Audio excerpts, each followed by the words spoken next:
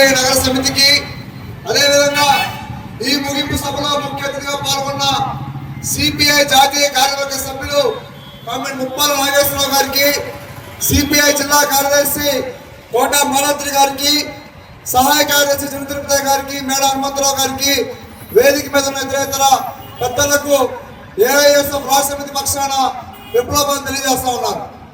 మిత్రులారా, కామ్రేడ్స్, ఇప్పుడే సిపిఐ గుంటూరు నగర కార్యదర్శి మాట్లాడడం జరిగింది. దేశంలో మార్పు రావాలి, మార్పు జరగాలని చెప్తూ నినాదంతో దేశవ్యాప్తంగా సిపిఐ పోరుబాటుతో ఉంది. ప్రధానంగా 2014 సంవత్సరంలో కేంద్రంలోకి నరేంద్ర మోడీ అధికారంలోకి వచ్చిన తర్వాత పూర్తిగా ఈ దేశంలో, భారతదేశంలో కులాలను విడదీస్తూ, మతాన్ని చదగలుపుతూ, భాషల ప్రక్రియగా ఈరోజు పూర్తిగా వారి హామీలు నెరవేర్చకుండా రాజకీయాల పేరుతో మనుషుల్ని విడదీస్తా ఉన్నారు.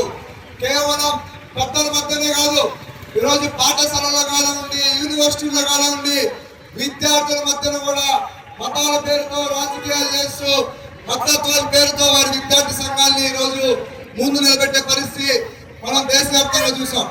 ఆయన అధికారంలోకి రాకముందు ఈ భారతదేశంలో ప్రతి ఏటా 2 కోట్ల ఉద్యోగాలు ఇస్తామని చెప్పారు. ఇంతవరకు అక్కడ ఈ దేశంలో కనీసం ఇన్ని సంవత్సరాలు గడుస్తున్నా కూడా 2 కోట్ల ప్రభుత్వ ఉద్యోగాలు ఇవ్వని పరిస్థితి. అదేవిధంగా మొత్తం ధరలు తగ్గిస్తాం మేము అధికారంలోకి వస్తాయని చెప్పారు. ఈరోజు కనీసం నెలకి 30,000 రూపాయలు సంపాదిస్తున్నా కూడా కనీసం ఈ ధరల పెరుగుదల వల్ల ఈ రోజు కుటుంబాల పరిస్థితి ఈ రాష్ట్రంలో, ఈ దేశం నెలకొంటా ఉంది. అదేవిధంగా రైతుల్ని మేలుపరుస్తాను, రైతులను బాగు చేస్తా అని చెప్పారు.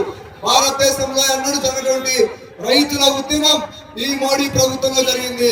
దాదాపు సంవత్సరం పాటు ఢిల్లీలో రైతులు పోరాడితే ఆ 3 రాష్ట్రాలకు వ్యతిరేకంగా ఆ కేంద్ర ప్రభుత్వం దిగి వచ్చిన పరిస్థితి. అదేవిధంగా మనం చూసాం, ఇటీవల విద్యార్థుల చావులు కూడా ఈ కేంద్ర ప్రభుత్వం కారణమవుతా ఉంది.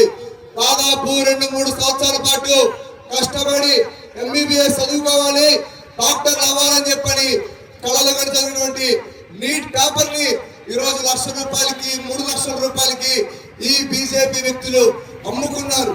ఆ అమ్ముకున్న కారణంగా భారతదేశ వ్యాప్తంగా దాదాపు 21 మంది విద్యార్థులు ఆత్మహత్యలు చేసుకున్నారు.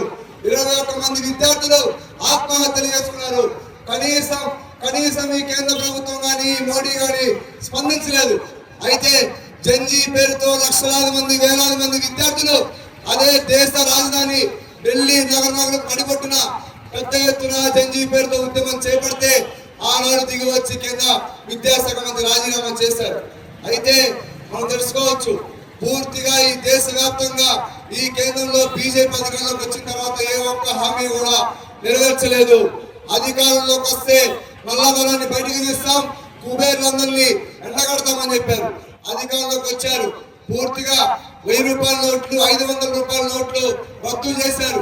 కనీసం ఇంతవరకు ఎన్ని లక్షల కోట్ల రూపాయలు లేదా ఎన్ని వేల కోట్ల రూపాయలు నల్లధనాన్ని వెలికి తీసామని చెప్పని ఇంతవరకు ఈ మోడీ ఖచ్చితంగా మనకి ఎంతో తెలియజేయలేదు.